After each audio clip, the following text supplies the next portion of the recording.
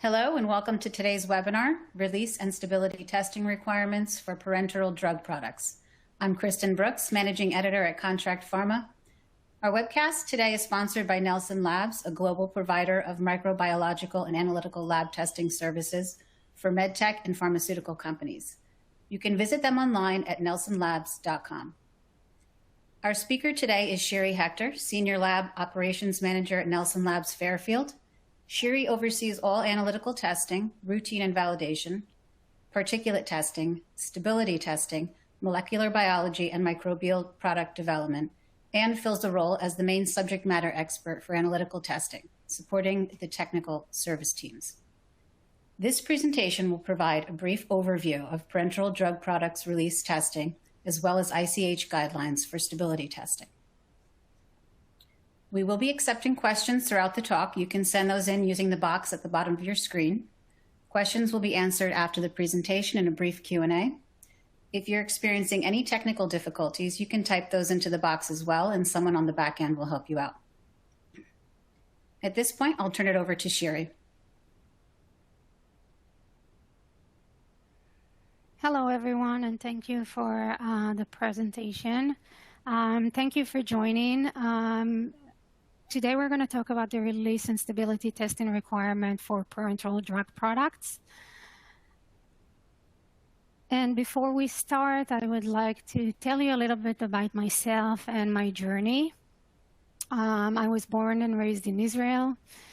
In 1996, I started my military service, and after that, I started my bachelor degrees in chemistry. And in 2005, I finished my master's in organic chemistry.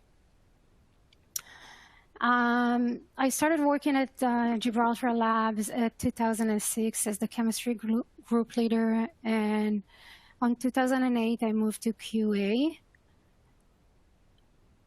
And I was in QA for about 10 years overseeing the analytical department. And in 2015, I was promoted to the QA manager. In 2018, we were purchased by Nelson Labs, and I moved to the Senior Lab Operation Manager, where I am currently functioning. And part of my department that I oversee is the stability testing, and that's what we're going to talk about today.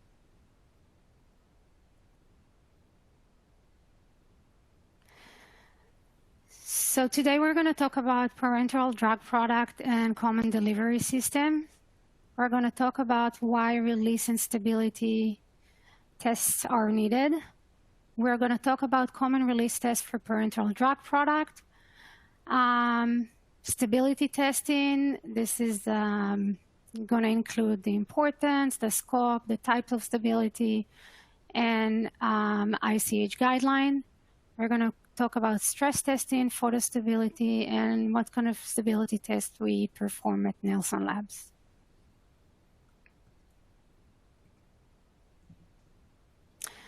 So the term parenteral in medical terminology is beyond the intestine.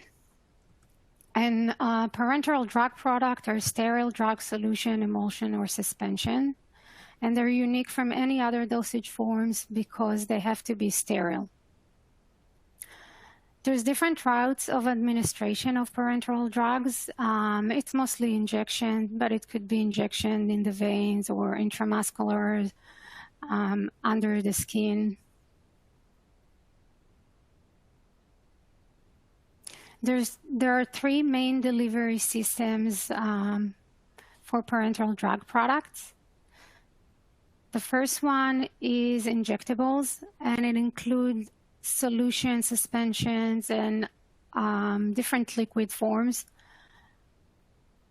Example for this is antibiotics, biological like vaccines, and hormonal agent like testosterone.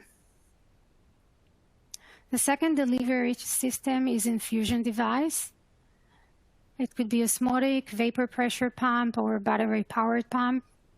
Example for infusion devices are volumetric pumps, syringe pumps, insulin pumps, elastomeric pumps. And the third one is implants. Could be solid implants or in situ form in depot. And examples for those are implants that are used for cancer treatments like brain tumors or prostate cancer.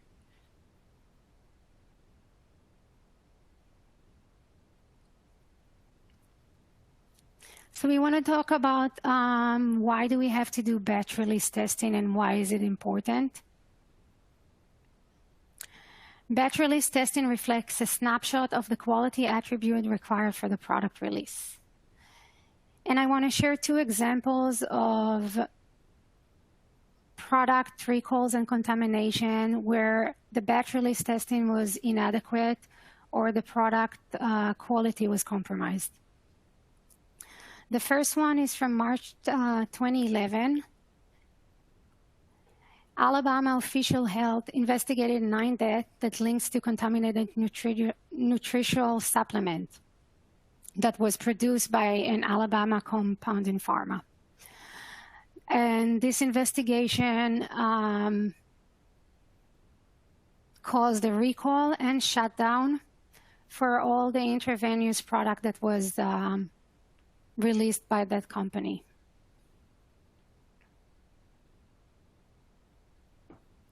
A second example is June 2021, Teva Pharmaceutical initiated a voluntary recall on a specific lot of topotecan injection 4 milligram to 4 ml, and it was due to particle presence in the vials. It was later identified as glass, silicone, and cotton fibers. So as we can see from that, there is a high risk to the end user, the patient, when the quality of the product is compromised, as well as financial risk to the pharmaceutical companies. And that is part of the reason why the batch release testing are so important.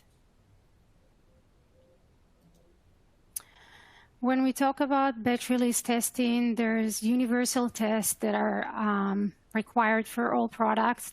And there are some more specific tests that are determined based on the dosage forms.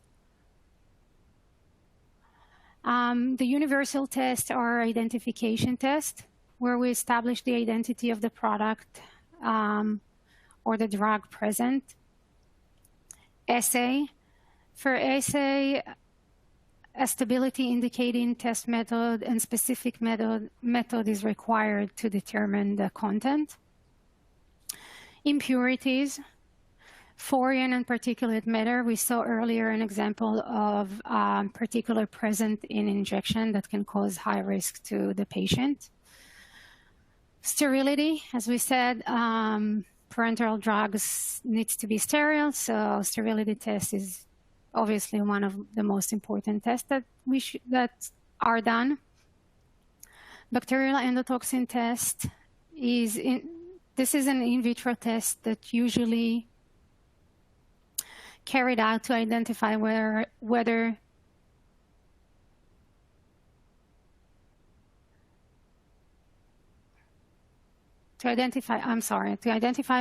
is endotoxin present. Container content.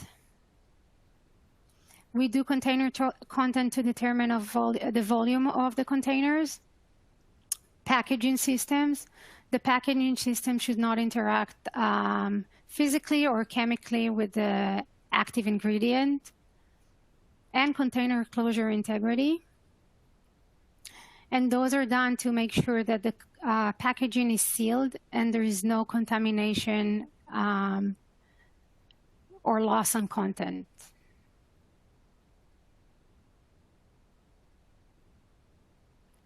Specific test examples would be uniformity of dosage unit, vehicles or added substances, antimicrobial preservative, water content, aluminum content, and clarity of solutions. And of course, there could be additional tests that are required for specific dosage forms. And what is stability testing? Stability testing is a measure of how pharmaceutical product maintain its quality attribute over time. So why do we test for stability? We know that there's chemical degradation over time for the active ingredients, and it can change to a concentration. It could lead to a change in the concentration of the active ingredient. And we also know that during the degradation, toxic product can be formed. So we need to check to see that there's no risk to the end user. And the testing is important because there are potential adverse effects if the product is unstable. Example for potential adverse effect of instability would be loss or increase in the concentration of the active ingredient, alternation in bioavailability, loss of content uniformity, loss of package integrity, and reduction of label quality.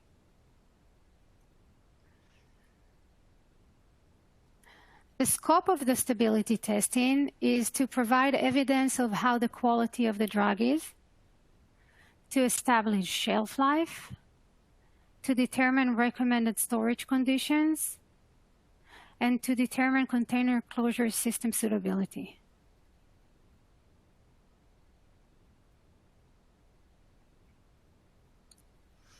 And those are the type of stability. There's physical stability where there's a visual appearance checked and the uniformity of the sample. Chemical stability, tests like pH or drug content. Condition of preparation, it could be filtration or autoclaving. The type of containers and packaging material. Storage conditions and microbiological stability, if it's preservative, resistant to microbial growth, and therapeutic stability. And usually the stability testing for drug manufacturing is divided to 6 stages. There's stage 1, which is the early stage, and it includes the stress and accelerated testing with the drug substance. There is stage 2, which is the stability on the pre-formulated batches. Stage 3 would be stress testing on upscale batches. Stage 4 would be accelerated and long-term testing for registration purposes. Stage 5 would be ongoing stability testing, and stage 6 will be follow-up stability studies.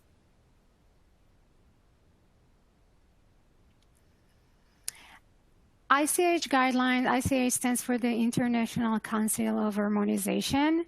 It has 6 chapters that talks about stability, and those are really helpful for drug manufacturing to know what testing they need to do, how to register the product, and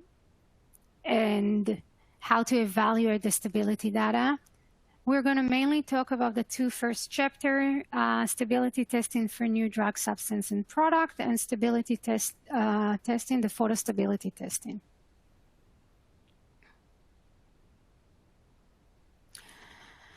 This is the ICH stability climate zone. As you see you can see the areas on the map. You can see that there's 4 climate zones. The blue zone would be the moderate. This is considered to be zone 1. And the kinetic average temperature is 21 degrees, and the yearly relative humidity is 45%. There is zone 2, which is the Mediterranean. And the kinetic average temperature is 25, and the yearly average relative humidity is 60%. And zone 2 is the green zone. There is zone 3, which is the hot and dry. The kinetic average temperature is 30 degrees, and the yearly average humidity is 35 degrees. And there is zone 4, which is very hot and moist. It's the red zone. The kinetic average temperature is 30 degrees, and the yearly average relative humidity is 70%.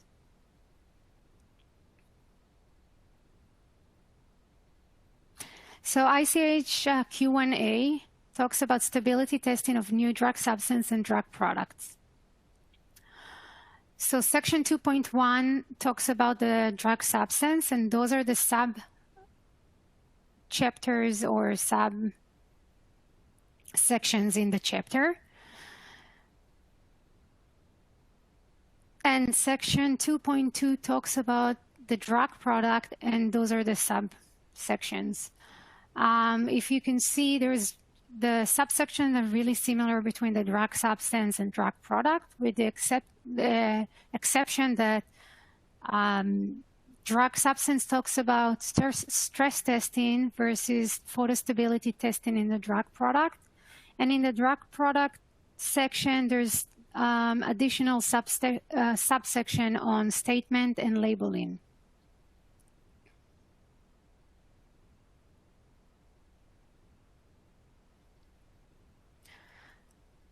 So this is from the ICH guideline, and that's how they define the stress testing. So stress testing of a drug substance can help identify the likely degradation product, which can in turn help establish the degradation pathways and the intrinsic stability of the molecule, and validate the stability indicating power of the analytical procedure used. The nature of the stress testing will depend on the individual drug substance and the type of the drug product involved.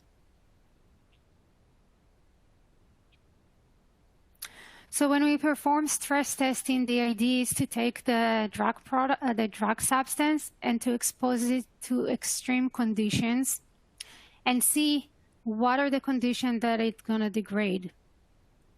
So those are examples of stress factors that are commonly used, which are heat, and the conditions are usually 10 degrees increments, humidity, 75%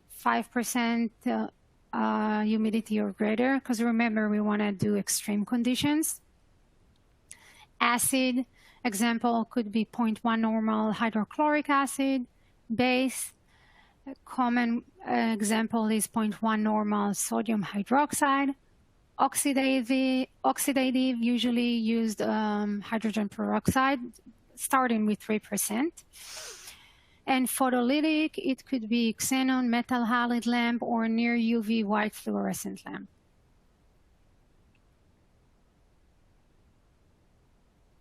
So to recap what we just talked, the stress testing should include the effect of temperature on the drug substance. And it is done by testing the effect of temperature in 10 degrees increment above the accelerated testing. The effect of humidity, and again, it should be 75% or higher. Oxidation, photolysis on the drug substance, usually done by photostability. And the susceptibility to hydrolysis across in the wide range of pH. So oxidation is one of the most conducted tests when we do stress testing. And mostly the oxidative that is used is hydrogen peroxide between 3 to 30%. And the selection of the oxidizing agent would be determined by the sample in question. The test is typically performed by placing the drug substance in the oxidizer in aqueous solution at room temperature, and it normally conducted for 7 days or maximum 20% degradation. The pH test, it could be done by acid hydrolysis, and the most common used acid is hydrochloric acid between 0.1 to 1 molar. And base hydrolysis, the most common is sodium or potassium hydroxide between 0.1 and 1 molar. And again, the selection and the type of the stress test, if it's going to be acid or base, would depend on the stability of the sample and the sample in question. This testing is normally conducted at room temperature, but if there's no degradation, then higher temperatures are used between 50 to 70 degrees. And one thing to remember is once we do the hydrolysis, the sample has to be neutralized back with a suitable acid or base to avoid further decomposition. This is also normally done for not more than 7 days. The thermal stress test, dry heat or wet heat. So solid drug product would require dry and wet heat. Liquid will require dry heat. And the thermal degradation studies are normally conducted at 40 to 80 degrees. And in here, like we said before, the effect of the temperature is going to be studied in 10 degrees increment above the routine accelerated testing. And normally 90% humidity is used during a week of testing. Oh, I apologize, I jumped a slide. So the testing frequencies, there's long-term studies, and during long-term studies on the first year, it is required to test every 3 months. On the second year is every 6 months, and after 2 years, annual. For accelerated storage condition, a minimum of 3 time points required, including the initial and final time points. So example would be 0, 3, and 6 months from a 6-month study. And for intermediate storage condition, a minimum of 4 time points are required, including the initial and final time points. Example would be 0, 6, 9, and 12 months from 12-month studies.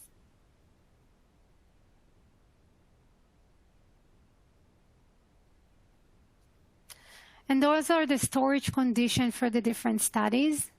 The long-term studies will be conducted at 25 degrees plus minus 2, 60% humidity plus minus 5, or 30 degrees and 65 humidity. And the duration is minimum 12 months. The intermediate will be conducted at 30 degrees plus minus 2, and humidity of 65, and the duration is minimum for 6 months. And the accelerated would be 40 degrees and 75% humidity for a minimum of 6 months. There are other conditions that are available, and they're usually used for non-aqueous solvent-based product, and it would be 25 degrees with 40% humidity, and for accelerated, 40% humidity with 25% RH. One thing is to remember here is that the intermediate conditions are not always required, but they are required to be performed if there is any significant change during the 6 months accelerated storage conditions. And when we talk about significant change, it could be a 5% change in the assay from its initial value. It could be failure to meet the acceptance criteria for the potency.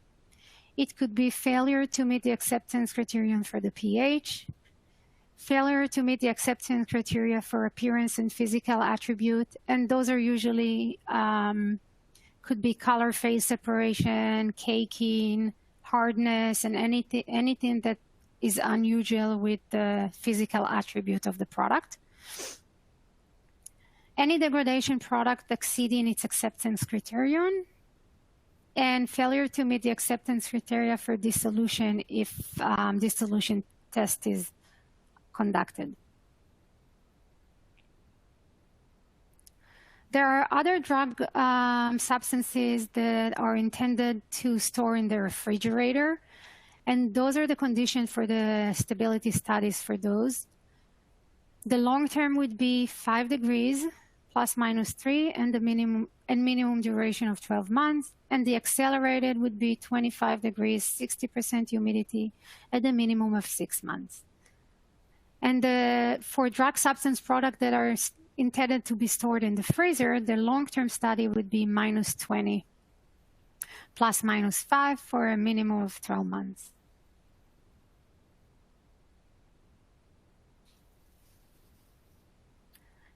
Q1B photostability testing of new drug substance and product.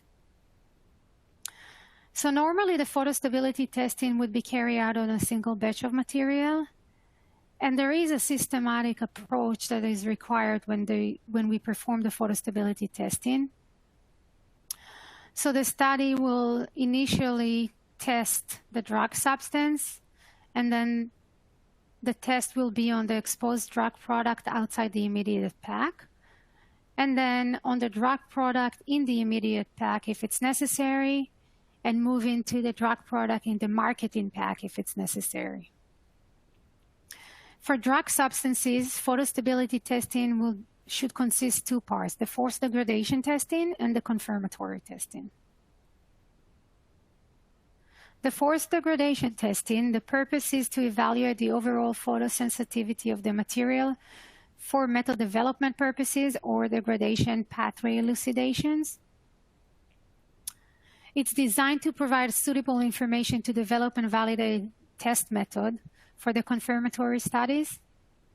It can involve the drug substance alone or in simple solution or suspension to validate the analytical procedures.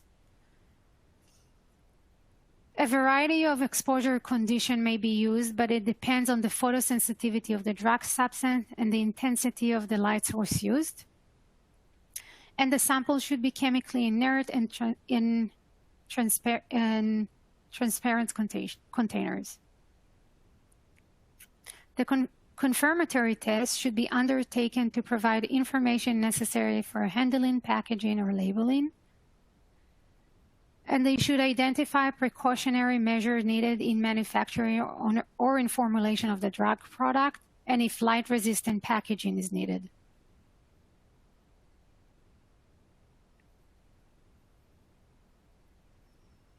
There's two light sources that are recommended in the ICH guidelines. There is option 1, which is any light source that is designed to produce output similar to D65 or ID65 emission standard.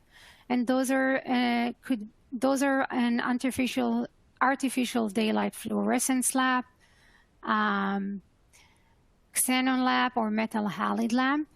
And the option 2 is combining both cool white fluorescence and near ultraviolet lamp.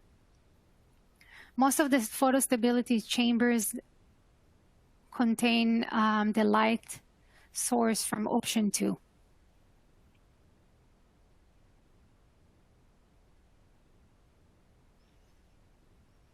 And one way to control the amount of light the sample is exposed to is to use quinine chemical actinometry. And in this test, the samples are exposed side by side with a validated chemical actinometric system to ensure that the specified light exposure is obtained. And the technique is basically measuring the increase in absorbance over time of the standard, which is 2% solution of quinine monohydrochloride dihydrate, versus a portion of the same solution that is not exposed to the light, the dark control.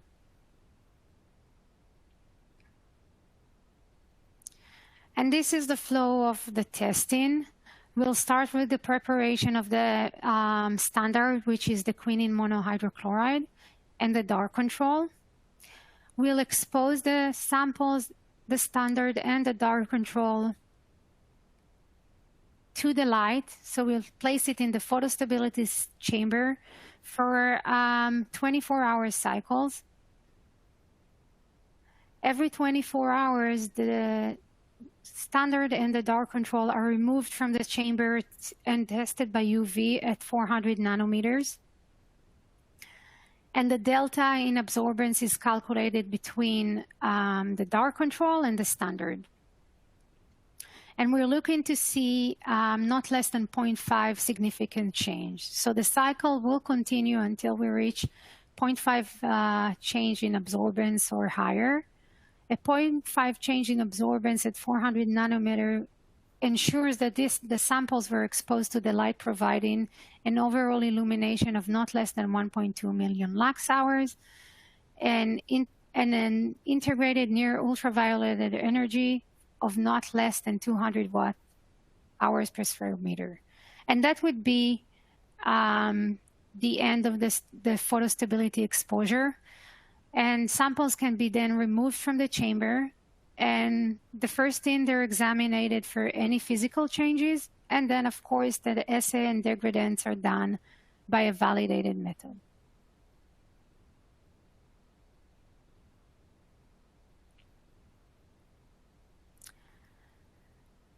So what kind of stability testing we are doing at Nelson Labs? So we can store samples when we can also do the actual testing.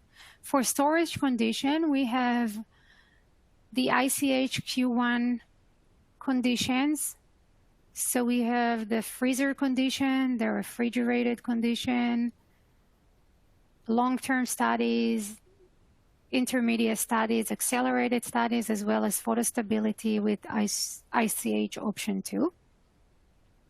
We have other conditions like 25 degrees and 40% humidity, 30 degrees and 35% humidity, and 40 degrees and not more than 25 RH. And we can also have ability to do customized condition per the client request.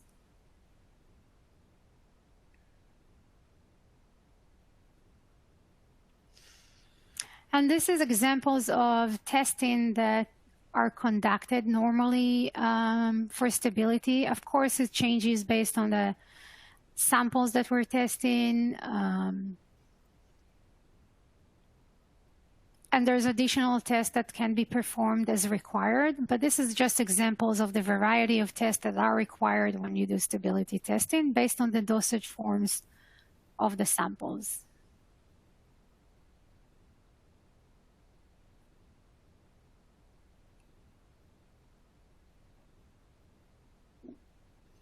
Again, if you can see that there's different tests required for different dosage forms. And of course, there's additional specific tests that we can perform based on the client needs.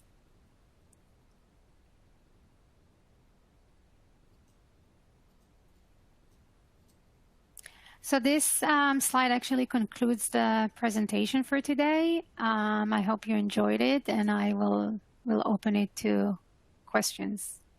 Thank you, Sherry. We have time to answer questions. If you do have a question and weren't able to get it in during the talk, you can do so now. All right, we'll get started. Do you recommend non-stability study stress testing in parenteral glass ampules as a control?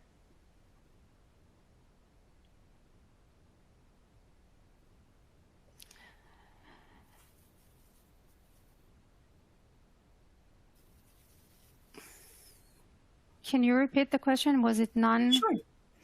Do you recommend non-stability study stress testing in parenteral glass ampules as a control?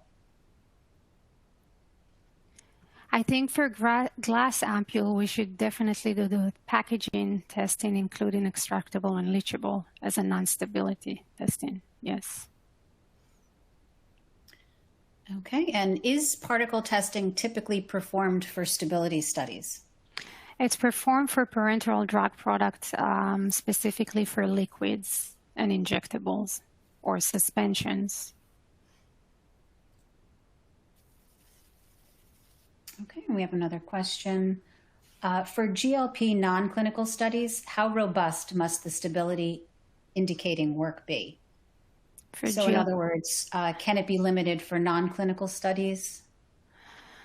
I think the overall recommendation and the way the industry goes, they recommend to have the method as robust as it can, regardless if it's non-clinical or clinical study, because it has been proven over time that if the test method is not stability indicating and there is degradation in the product, it could be the later issues in the stability testing where the degradant will interfere with the analytical techniques.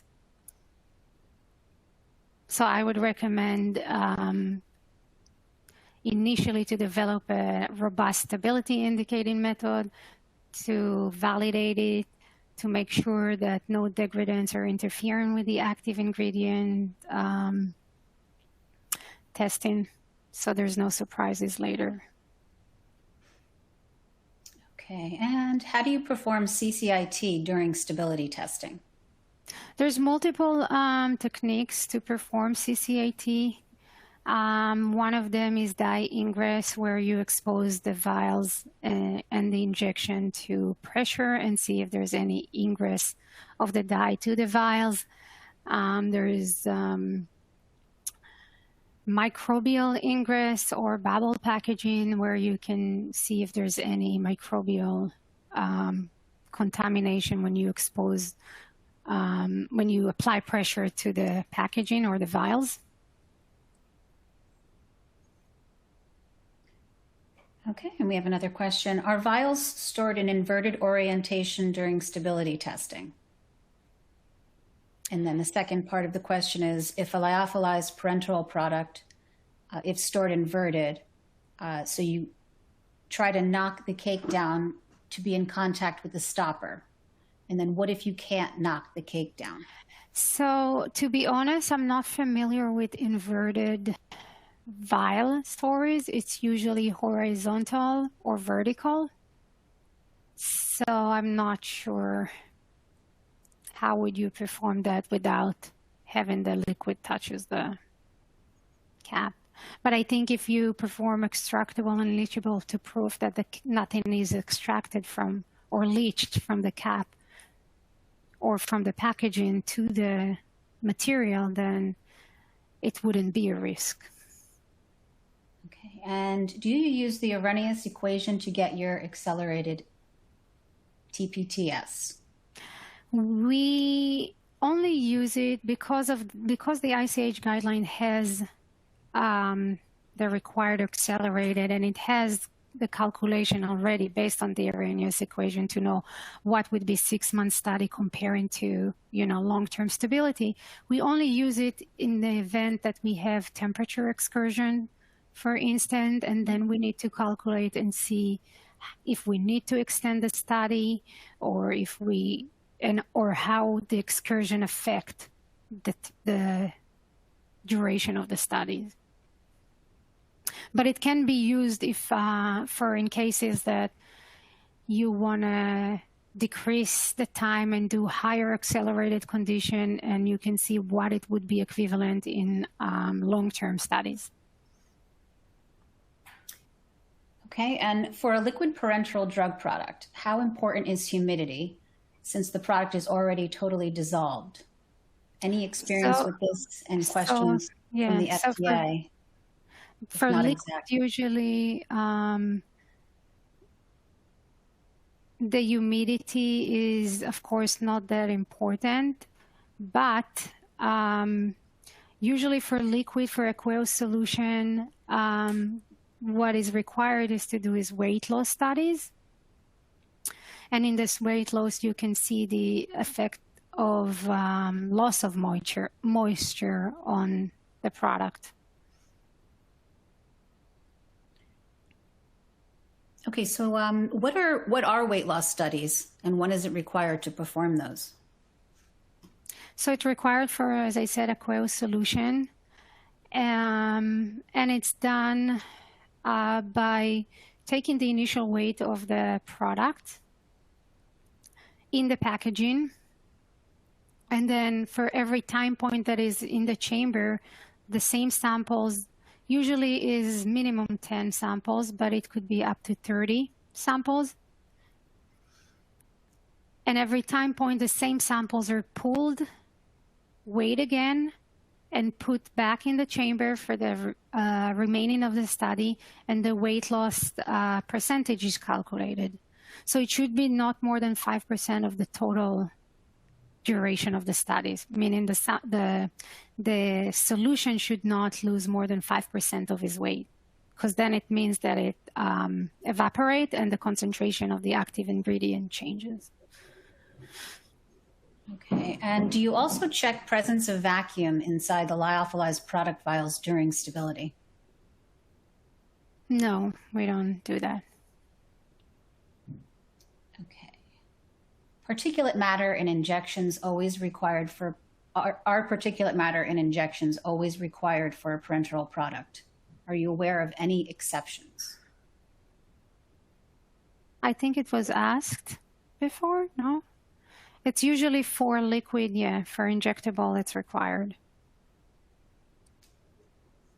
It's injection suspensions based on USP 788 or 789, yeah. Okay, and what is the specification for stress testing? So usually stress testing should show degradation, and that's why it can continue and it measures over time. Normally 7 days would be the maximum, and we want to see a degradation of at least 20%.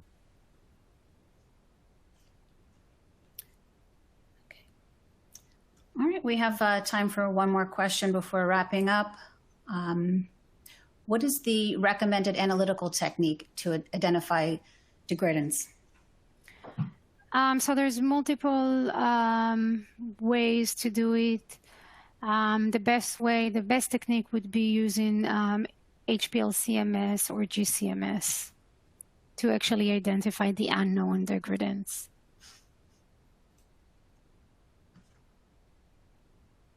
Okay, that's going to bring us to the conclusion of today's session.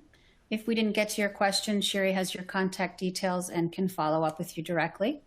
Thank you, Shiri, for an informative talk, and for today's sponsor, Nelson Labs. Be sure to visit them at nelsonlabs.com. And thank you all for your attendance and participation. This session will be archived for 1 year on our website, contractpharma.com. You will receive an email from us shortly when this session is available for on-demand viewing. Thank you for joining us and have a great day. Thank you.